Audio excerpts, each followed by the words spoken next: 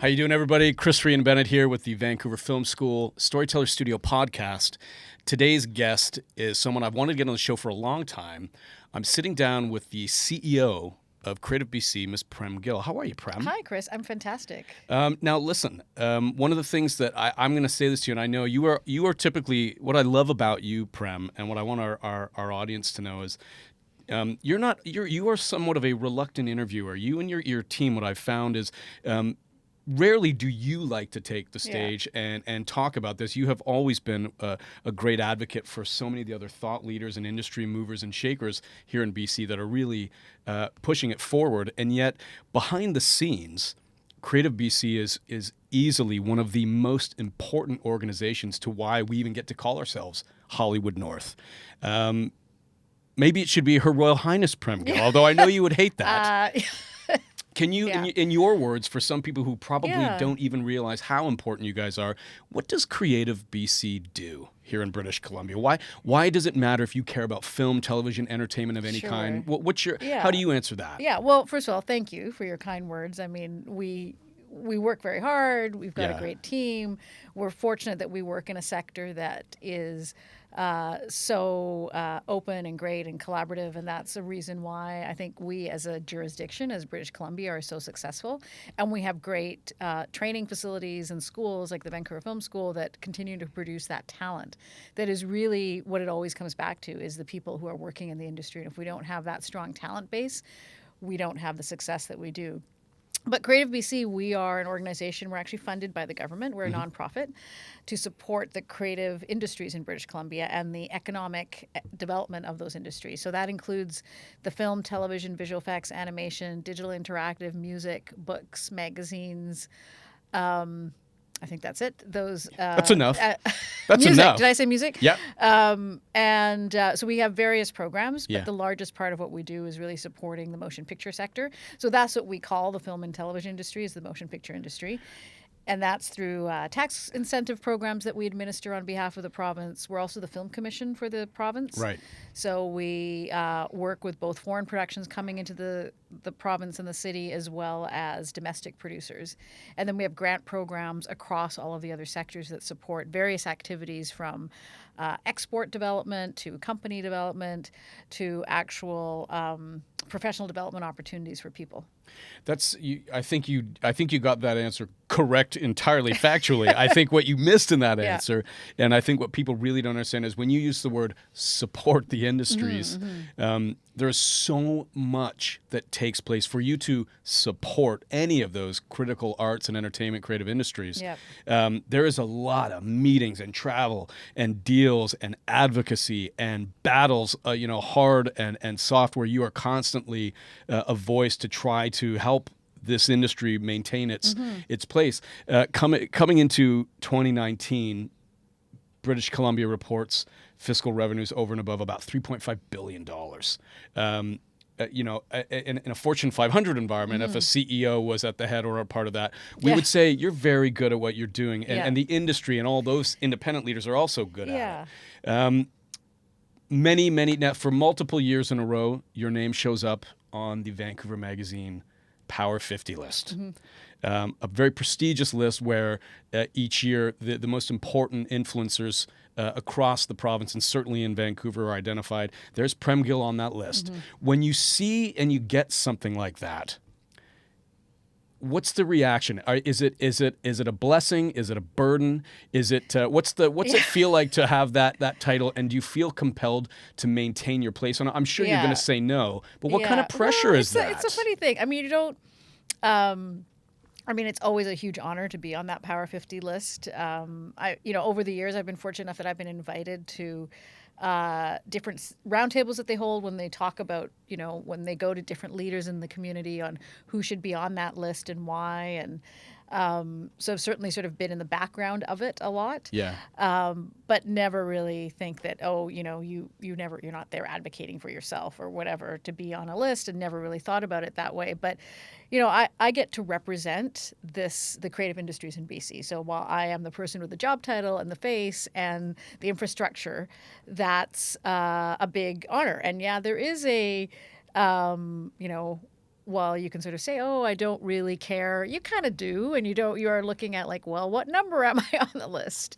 But it's also, you can't take these things too seriously either, right? And it is a very, it's just one snapshot of, things going on in the city and the broad cross section. I think that's what's so amazing about how whenever I look at that list, whether I'm on it or not, but just the number of things. It's not just like politics. It's not just industry. That's but right. it's Right. People, there's culture. There's arts. There's cultural, finance. There's this year there was issues. Indigenous leaders were number one on the list, which I think is like fantastic, and it shows the changing nature of the city and everything going on around us, both culturally, socially, and economically.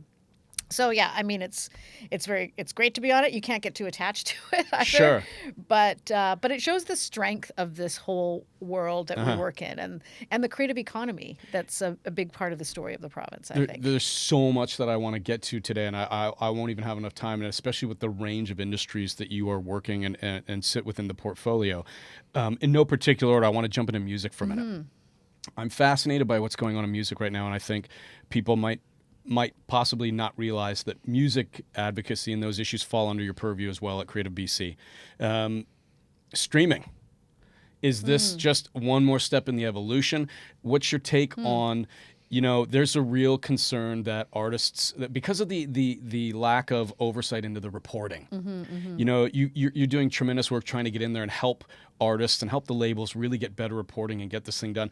Are we making progress on that front, in your opinion? Are we going to see a headline a year from now that says, ta-da, we've figured it out. Artists are very happy with royalties and revenues are coming in akin to the old days of radio. Yeah. Is this just growing pains, or what's your take on it? Yeah, I mean, that's interesting. Well, I'm not directly involved in that on a daily basis, but we certainly talk to some of the streamers and getting an understanding of through the support through different grant programs. Like we have career development programs where people can record albums, music videos, marketing and promotion, various activities around artist development and support to working with the Industry Association Music BC, and they provide touring funds for people to tour around the world and even within the province and the country.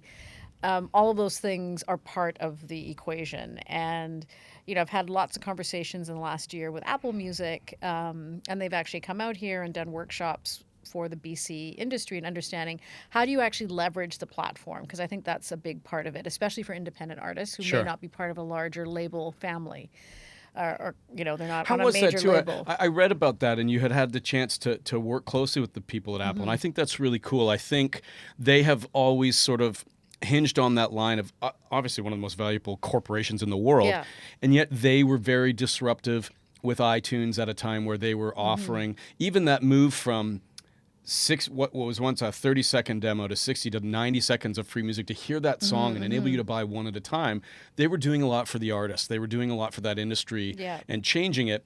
And yet, do you get a sense that they want to do right by the artist? Do you get a sense that a corporation like that or any of them, what's your take on that, if you can talk about it? I do, because I know the Apple Music Canada people, and I know the team, and they are a dedicated group of people who really want to support Canadian artists. And that's their job. Yeah. And making those playlists and getting to know the artists is a big part of what they do. And that's part of where, Creative BC is, sometimes more catalyst than, doing high-level, different types of advocacy is what I would say we do. But we, encouraged Apple they're based out of Toronto, Apple Music Canada, to, come to Vancouver and help people understand how they can actually work with you directly. Because when you're so far away from sort of the center of their HQ in Canada, accessibility becomes challenging. And we sort of look at that across the creative industries, actually, where a lot of decision makers or people who are triggering funding or whatever are often based in Toronto.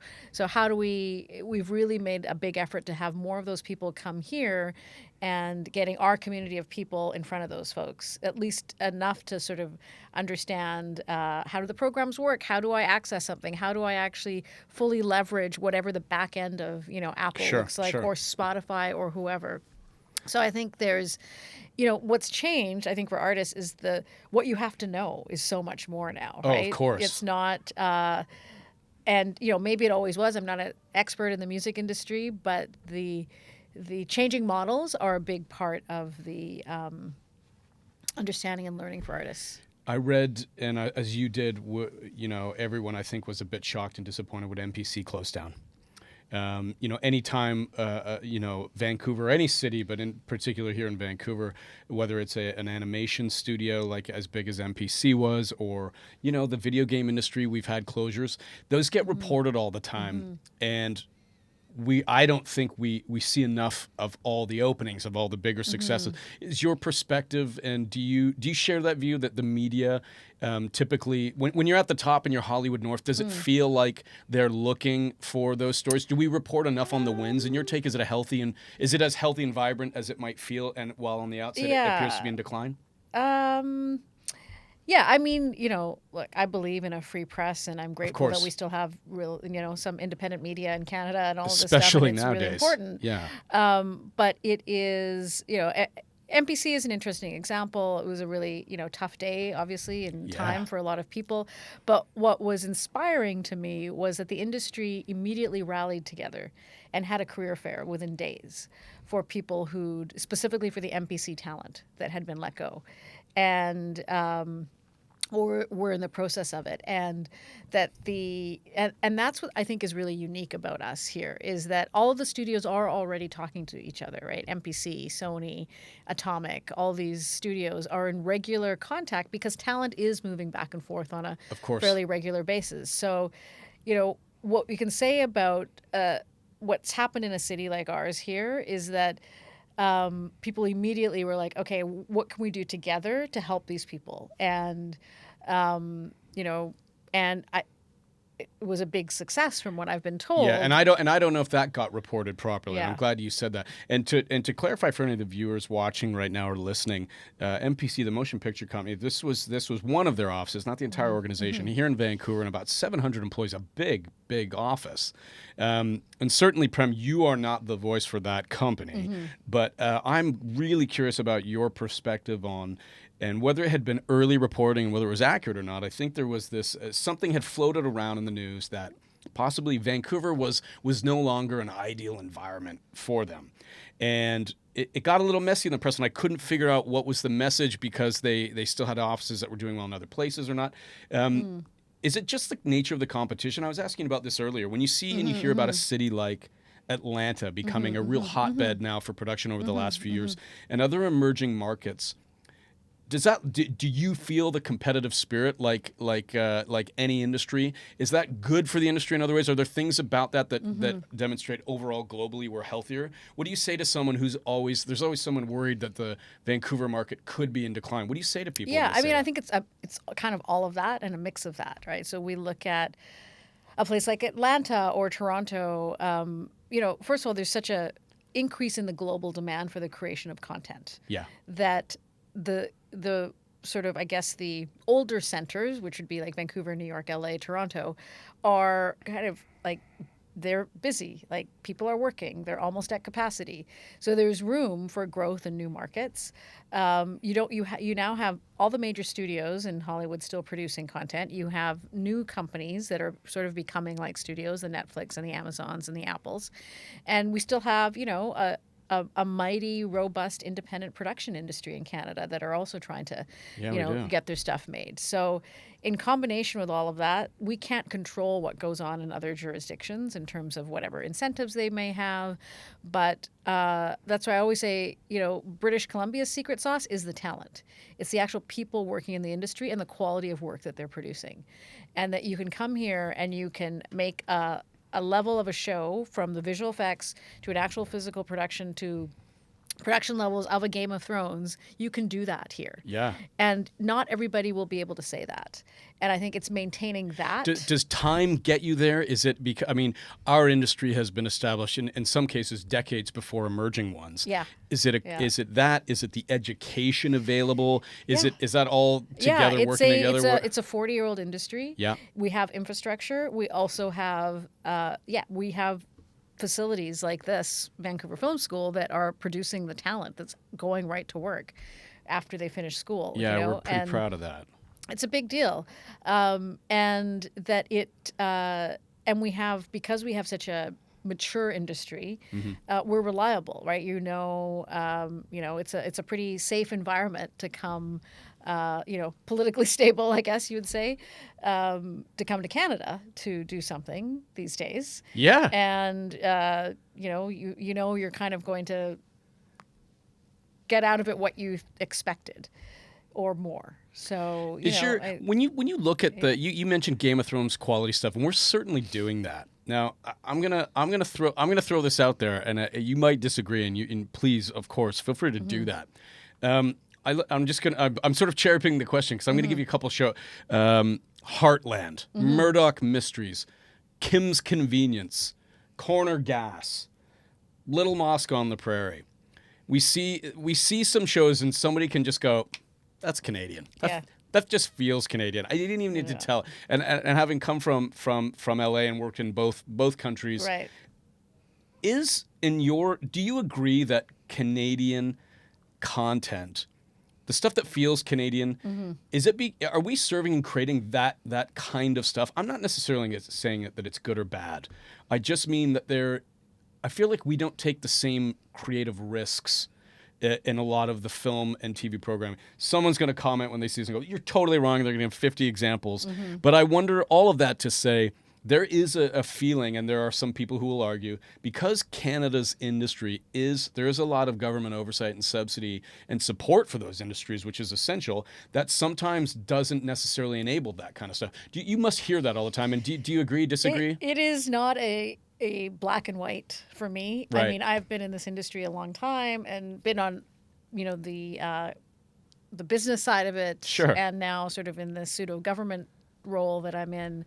And it's all very interesting. I mean, all those shows that you named have huge global success. They do. And my mother loves Murdoch Mysteries. Heartland and Murdoch Mysteries. Apparently, Murdoch Mysteries, this is a fact-checking moment for you, but I think it's one of the highest-rated shows in France or somewhere. Yes. These are... You're right. These shows are... Corner Gas... I was actually recently speaking to one of the producers of Corner Gas. And then it spawned an animated series, too. Yeah. And she said that Corner Gas is still selling in markets around the world. So, I don't think there needs to be any kind of so what if there's a Canadian feel? And if there is a Canadian feel, it'd be interesting to kind of nail it down because I don't think anybody can truly express it.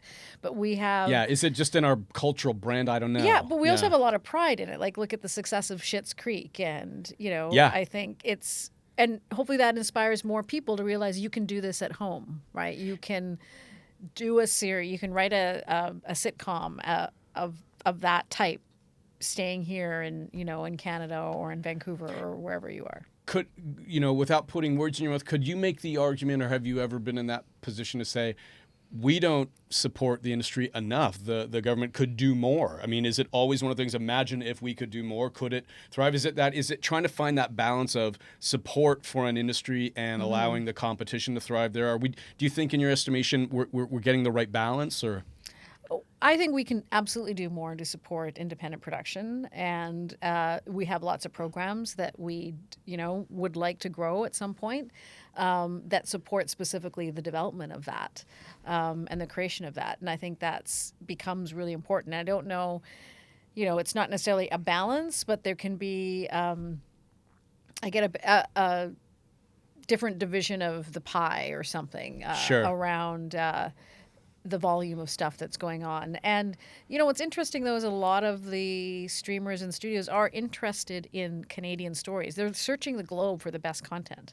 This is kind of different, where everything was always very, I think, U.S. focused. Yeah. But I think what shifted is that, that you can go to Netflix, and so many people I know are watching, Korean soap operas and dramas, or Danish dramas, or, from all over the world that we never would have had access to previously. Sure. So I think the same can be said for something like, a Schitt's Creek going to Netflix globally and having that kind of audience, or Kim's Convenience, or there's this amazing film called The Body Remembers When the World Broke Open that was directed and stars in and written by Elle Maya Tailfeathers and co-directed by Kathleen She's Hepburn. one of our proud alumni. Yeah, and they, I first saw that film last year at the Berlin Film Festival, almost exactly a year ago, and and it's streaming on Netflix. It's incredible. Won awards globally. Vogue magazine wrote about it as one of their like top independent films to watch. So there is something happening in terms of accessibility of content, I think, through these platforms, as controversial as they can be for various perspectives.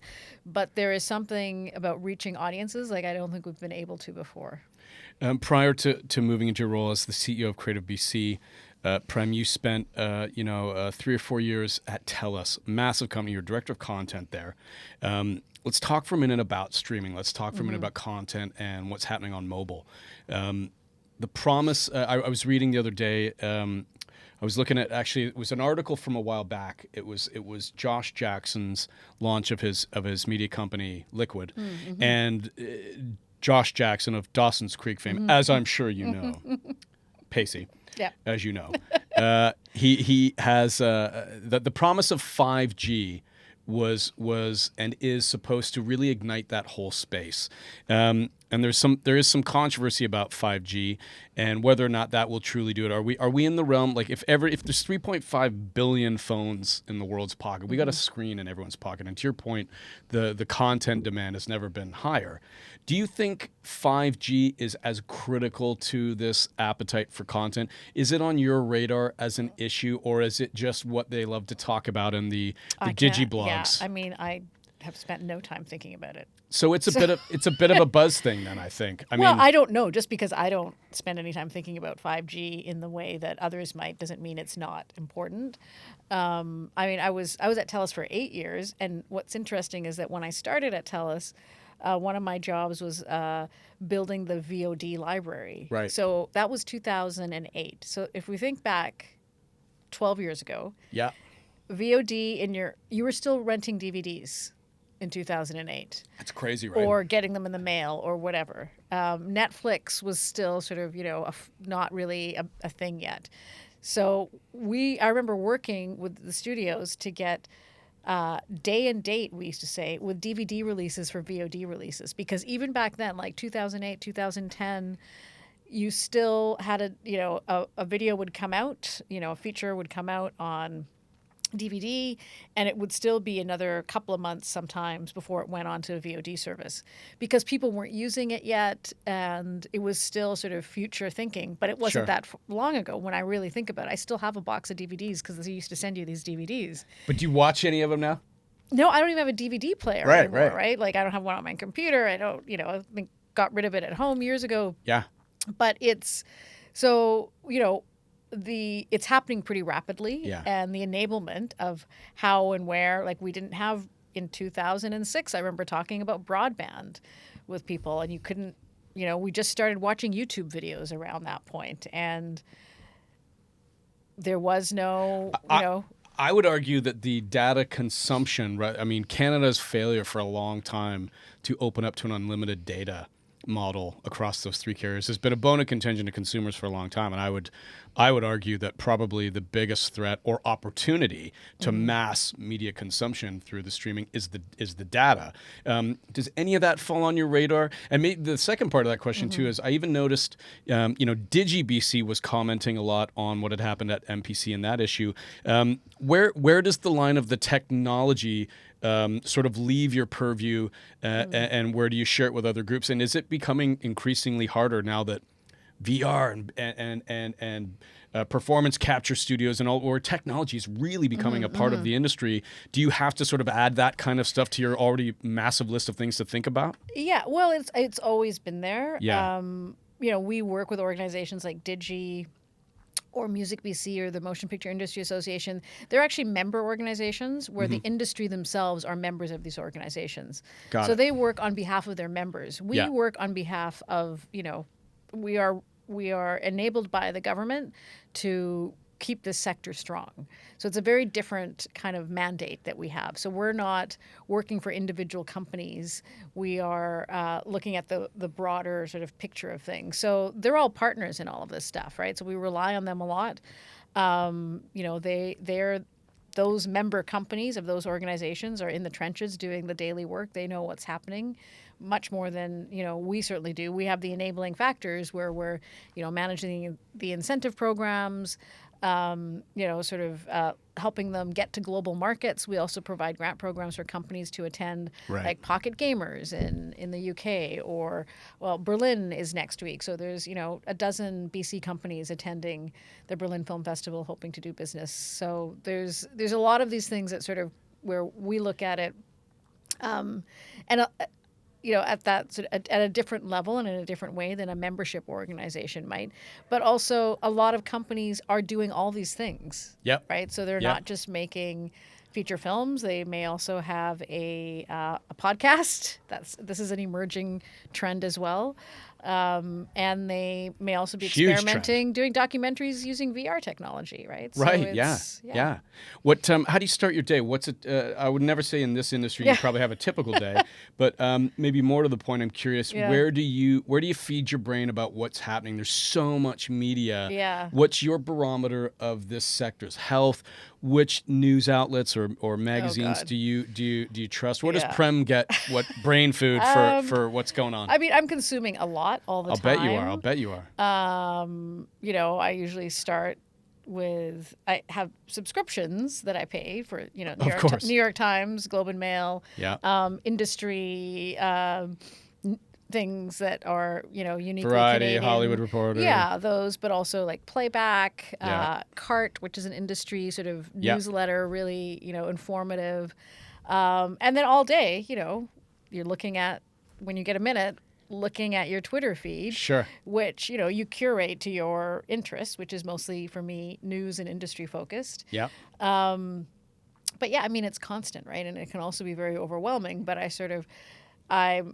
I'm usually starting my day at the office between 7:30 and 8, because by 9 I'm in, meetings or calls for most of the day. So that's the time to kind of figure out what's going to happen in the day, but also what's happening. And yeah, I mean, it's nonstop. We're all being fed interesting information all the time. You do a lot of travel across the province, across the country. I think you're in LA next week. It's probably never ending. Do you spend a lot of time on set, I'm sure, and talking to people, in the office. Mm-hmm. What's been your favorite one of all the things that you love about the job? Mm-hmm. What is one of the things that you get to do that you just you can't get enough of? Yeah, surprisingly, I don't spend that much time on set because they don't need, people like me around there. Sure. But from time to time, you take a VIP to give them a tour. And of course. The best part of that, though, is seeing all the different types of people who have like a variety of jobs, like that you would never imagine. I always sort of say that to people. I'm like, you can be an electrician in the film industry, you can be a carpenter, you can be a hairdresser, or you can be, a camera operator, or jobs that are very specific to the sector. But also, if you're a tradesperson and you love, working in carpentry, this is something you might want to think about. Of course. But I think my most favorite thing is actually meeting the young talent. Like, I do get to, speak to classes from time to time, or, we do get to support a lot of emerging talent, and actually seeing them get excited that there's still people. It's easy to get worn down and jaded, I think, in this industry, because there's just, people work at it for a long time. But when you still see the new ideas coming out and people caring so much about a story that they have to tell it, that's what's so inspiring, and I think keeps you going, because there's so many stories to tell, and that somebody, finds something that nobody ever would have thought about, and they're going to try to tell this story in some format. It's pretty great. I love that you think that, and I've read that you've said that before. I know you mean that very passionately, and I think a lot of people probably can't even recognize the magnitude of roles behind the camera beyond the traditional ones we think of, and that really is a testament to the demand and the growth of it. Do you think that if I was to liken it to like an NFL analogy or a football team, you are this combination in your role of an owner, of a coach, of the cheerleader. You are trying to really help ensure that, especially when we are Hollywood North, nobody else gets to be called that. There's no Hollywood West. There's no Hollywood East, South. There's Hollywood North, and that's us. Do you feel like that title could ever disappear when there's so much competition? How much of the time are you spending on advocacy and support right here on home turf versus looking at those emerging markets or established ones like Toronto, Montreal, Chicago, New York. Do you intermingle with your counterparts in other markets often? What's that environment like? You're very collaborative. What's that like for them? I just had lunch, hosted my peer from Manitoba this morning. So, we are constantly, as provinces and territories, we are in regular discussions around where can we share practices? Are you seeing this? We're trying to establish this. Have you done this before? Which is amazing to be able to do that. Sure. And have that kind of network across the country. Like I know someone in every province and territory who has my job, which is amazing. What was the first part of your question? Oh, actually. And do you pay much attention outside of that? Like, are you you've been collaborative on a Canadian level. Yeah. Do you want to see the same success in Atlanta? You keep picking on them because they're really booming. They are, and they have like amazing people there, like Tyler Perry, opening this amazing facility and trying to get more of a representation and diversity of talent into the industry, which I think we also look at what are other jurisdictions doing that we can learn from. Sure. So I look at it more that way. It's like, okay, well, they're getting this competitive advantage. How can we get there too? Right. So you are always sort of looking at that. But I would say, when you talk about Hollywood North, I don't actually think we are called Hollywood North anymore. I think people know Vancouver. Like, I think it doesn't need to be a version of something else. Sure. So it's, it's almost a dated term where it's like people know, when I often talk to producers in Los Angeles, their first choice is if they can't be in Los Angeles, then, what's available in Vancouver? Okay, maybe Toronto then. So it's sort of a... if business comes to Canada overall, we've earned that's great. That's which I think is really a credit to the industry that it's kind of forged out its own identity within that, where it used to be sort of a, oh God, I have to go to Vancouver to do this show. I mean, I'm sure people in Los Angeles who are now like, great, I get to go to Vancouver. Totally. Right? So that's amazing, and that's a big part of it. Do you want to keep going with this? What's the next year? What's the future for Prem? You must love what you do. Do you ever have the itch to go, to that other part of the industry and get, into the producing and get, how in proximity to that fun part that we love here at the school? Have you ever wanted to go there and do that? I have huge respect for people who continue producing and working at it. I have done it in the past, like, years ago, I wanted to be in documentary producer. You were at Chum TV for a while too, weren't you? I was at Chum, and before that, I was doing some small independent productions. So, I feel like I have like one of the best jobs around, where I get to still be around a lot of that. Yeah. I think for me, I get more satisfaction out of helping enable the tools to help other people tell their stories, because I think that is what I'm supposed to be doing right now, and I'm lucky that I get to do that. Talking with Prem Gill, the CEO of Creative BC, someone who I think rarely takes a curtain call or a bow, and really should, because what you guys and your whole team at Creative BC are doing is critical to the success we've seen across the industry here in BC. I want to thank you for that. Yeah, thank you. I want to tell you that everyone here at Vancouver Film School holds the work you guys do in such high regard, and you got to come hang out and talk to the students sometime. Yeah, anytime. They would love to hear from you, and I think a lot of people would love to understand the finer workings of such a fun but a complex industry with so many new pieces coming. Will you come back and do the show another time? Yeah, absolutely, and happy to talk to students or find other people who are much better subject matter experts than I am. I don't know on certain things, but we appreciate the support of what you're doing. It's great. Well, we'll have you back another time, and I want to thank you again, and we'll catch you next time on Storyteller Studio. Thanks very much, Thanks. Prem.